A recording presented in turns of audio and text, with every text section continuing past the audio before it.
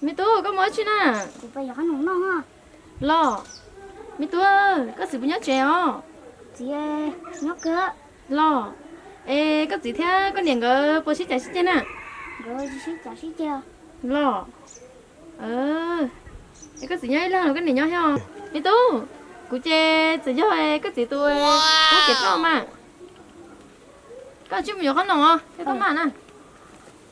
Ui, bắt thật nhiều cho.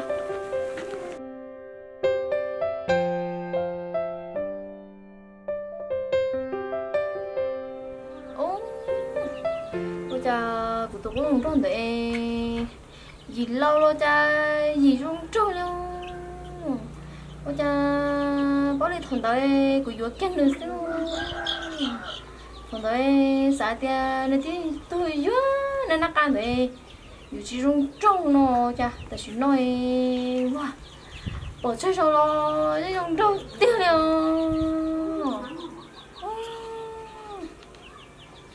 rung trôi thôi lì luôn nó cho xong này mà rung trôi tiêu liền cái liềm à ô thế tao mua kiểu cho thì lâu hơn có bao nhiêu béo cả đời tao cái gì cái dùng cho nữa giờ lúc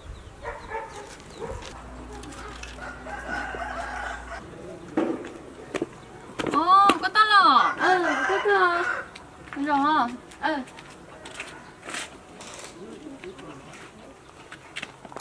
ê mất chi nào cái là tao sẽ có sao ê nó chỉ xem nào vậy nên nó nhớ chỉ sao chỉ quá chi đâu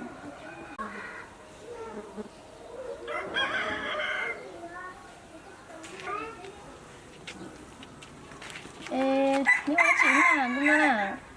chị nhớ sao nó sẽ lò ông nói chị nhớ đâu quá chị thà lò trong cơ mà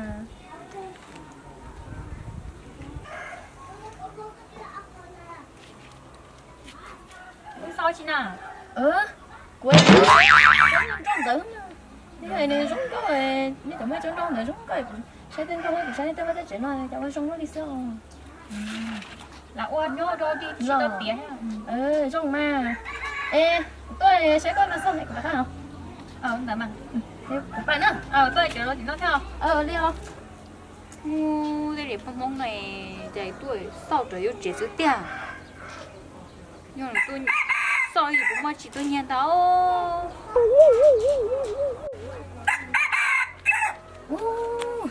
rồi tiếc rồi tụi con không à wow bỏ tay lo sập vào đua bỏ tay là sập vào đua xíu giờ cho nó chơi gì thua đi chơi giờ nên nó tôi tụi rồi nói còn xuân nó xíu lo chỉ tao vừa là cái gì mà nên nó tôi tụi rồi còn nên chơi một xíu P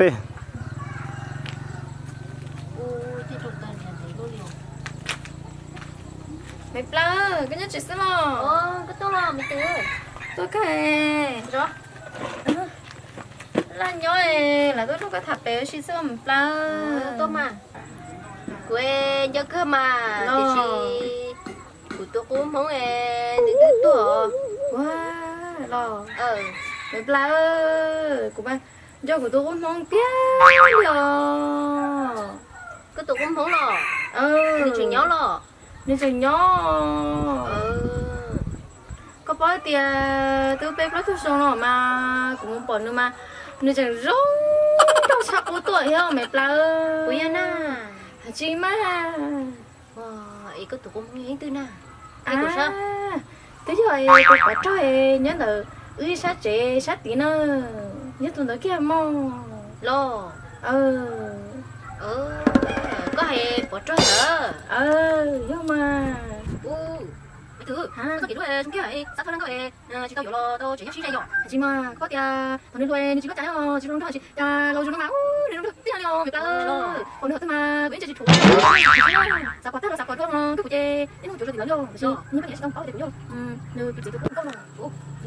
nhưng cái gì có có tiền của làm cái nhà thả mà cũng trên chỗ chị xưa người ta chị mà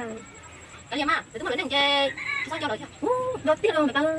cái này cái nhà tốt chứ mà được kia chị ta cái tôi đi 姐個知道誒，你誒，我知道，睇下如果你有都係個哦，姐，老闆都唔合作咯，你姐仲定個姐先嚟啦，嘛，其實仲掂咗㗎咯，我都來咗都同嘛，時個條，姐，我時個咯，睇下同佢咩，我嘅你來，你都同嘛，有啲嘢我咪得，有呢條用嘅，但係姐，嗰啲乜嘢冇，姐，有個，咪啦，姐，我都那個nhai nó này cũng chị à, chị cũng phải hỏi lưỡi chị cũng chị à, ở đây mệt lắm, ô, có điểm muốn để tới lẩu tai nữa lo, cháu rồi giờ gì đi, chứ cũng sửa thì bỏ trong bao nhiêu sao, bao kia sao, mẹ tu có mới chứ nè, bây giờ nó ngon ha. mẹ tu có sự nhớ chị không? Nó cơ. Lo, ê có gì thế, có niệm cái bố sĩ chạy sĩ nè, Rồi xí chả xí chưa. nhớ rằng cái niệm nhớ không? Có gì không từ giờ có gì.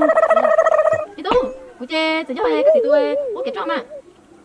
có chịu nhiều không nào? Cái bạn à? Ủa phải kịp nè cho.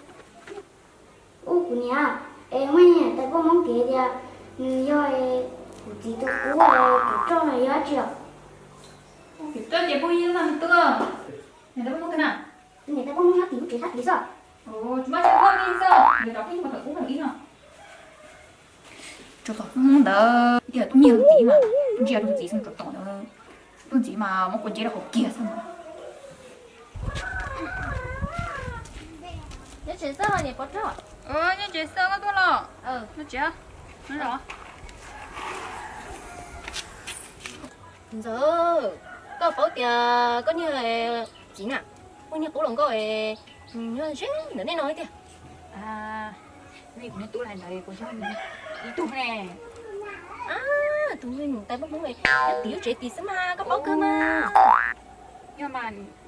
mình tiểu như chị ở đây chị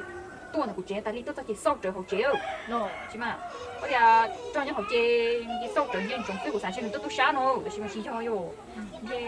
tôi chỉ có cái gì làm chị mà thấy có mũi yên có đặc cơ em tôi biết được cuối tiền nhưng mà có được gì nó cho to nữa có thể gì hơn chừng một lù tôi hay đó còn chó có được gì nha nghe tiền tôi tôi có tôi chơi mà nó có được gì nó ngày hai một con à chị mà ô tao ơi tao tôi tôi chỉ xem thì tôi thấy có còn mà chính giờ chị à tôi này cũng là mỗi kỷ niệm đi thế tức là chỉ muốn nói thế cái có yêu sinh muốn nói chỉ sợ đến bỏ trong hết cả ôi như chị có chị có hàng gió rồi có giờ tư cho béo lan rồi thì chị tôi lấy nhiều lò liò để cho em mua xe đi chạy mà đi hai con mà đi mua con kia cả liềm á cái nói mày đã có đôi để mà em mua xe chạy mà hai con thì mà tao muốn nào mới thôi con liềm nhìn đó chơi cũng chưa nhìn đó sao con to ô tao mặn còn nha chỉ là tao không cứ trò chúng nó tại còn trong tia thì tôi tính nhẹ thì chẳng có xem nhau có phải